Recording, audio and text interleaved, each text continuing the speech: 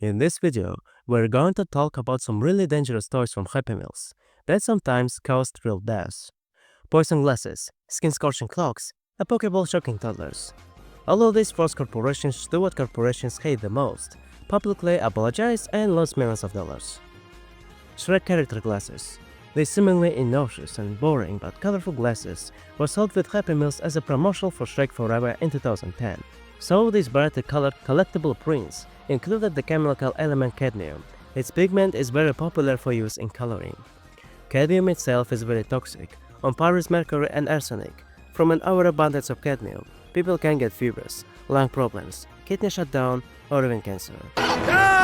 It all stopped when one boy brought a glass to show his mom, and the mom, like any other normal parent, would run one of the glasses through her X-ray fluorescence spectrometer and scan that glass, alerting the authorities to the cadmium. However, it happened a little late, because at the time, more than 10 million glasses had already been sold. The US Consumer Safety Commission tested every print, and the only truly life-threatening one was with Puss in Boots, because cadmium is an orange pigment. The commission reported that the child only needs to touch the glass 8 times to get a daily overdose of cadmium. Without much thought, McDonald's officials recalled 12 million glasses from the sale without waiting for news of casualties. Cadmium takes years to build up in the body, so during this Shrek campaign, tragic cases they wouldn't have gotten anyway.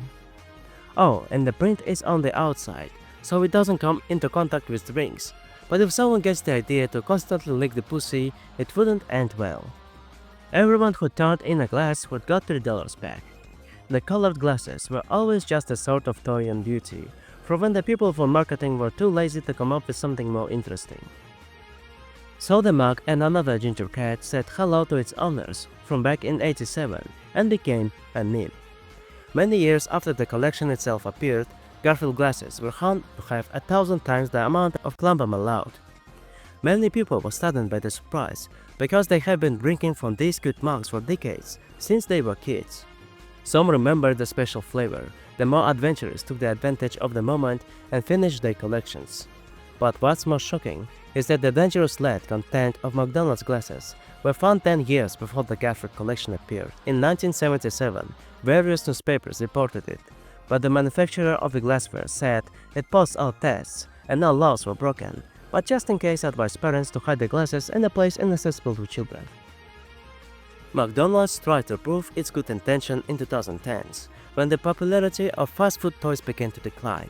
Video games, conscious parenting, and laws in some countries and states forced the yellow app to ease up on Happy Meals with fish steaks and apple slices, in order to continue to legally stuff them with addictive entertainment, including, for example, these fitness watches.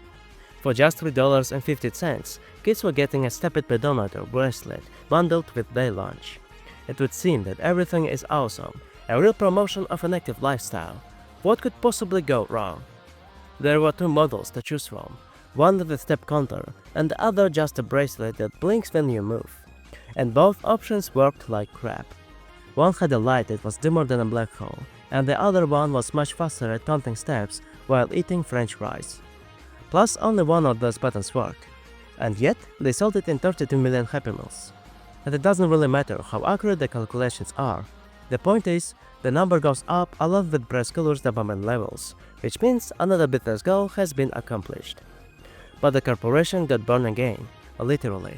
The campaign resulted in over 100 cases of burns and blisters and other skin irritations. All to blame cheap rubber material and battery compartment, which heated up very quickly. According to one of the moms, her child was enough only 8 minutes to get a burn.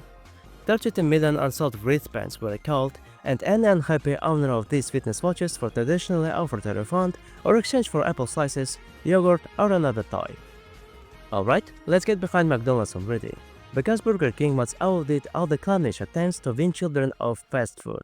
Burger King is recalling millions of Pokemon balls after a baby playing with one dies. Their toy was named the most dangerous toy in America in the late 90s, when kids were fanatical about one famous franchise. In 1999, BK spawned a crazy combination: fast food dinners with Pokemon.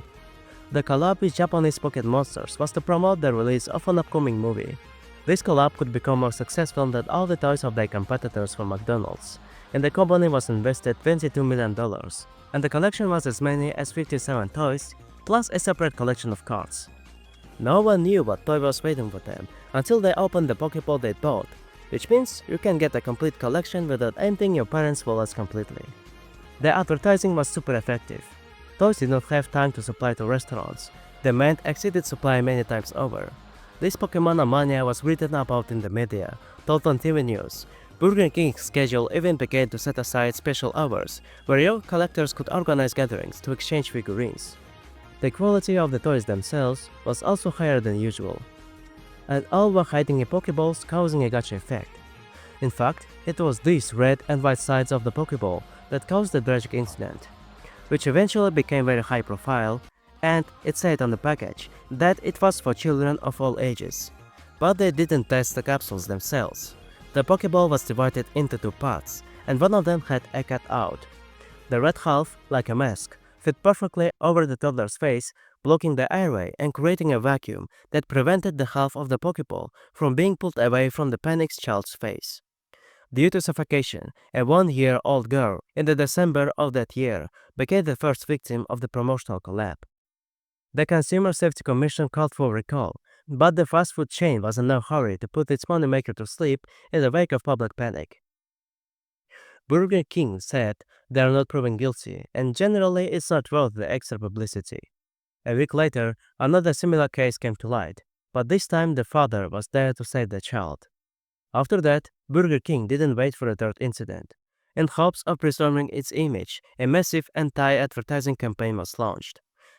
Burger King and the U.S. Consumer Product Safety Commission want you to know about the voluntary recall of this Pokemon Pokeball. The ball may pose a suffocation hazard to children under 3. Throw the ball away or return it to Burger King. The safety of your child is of the utmost importance to us. 22.5 million unsold pods were destroyed, and customers returned 500,000 Pokeballs to restaurants.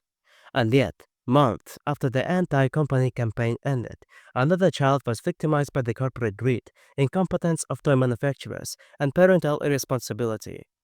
A year and a half after the incident, Burger King returned to selling Pokemon as if nothing had happened, only now without the Pokeballs.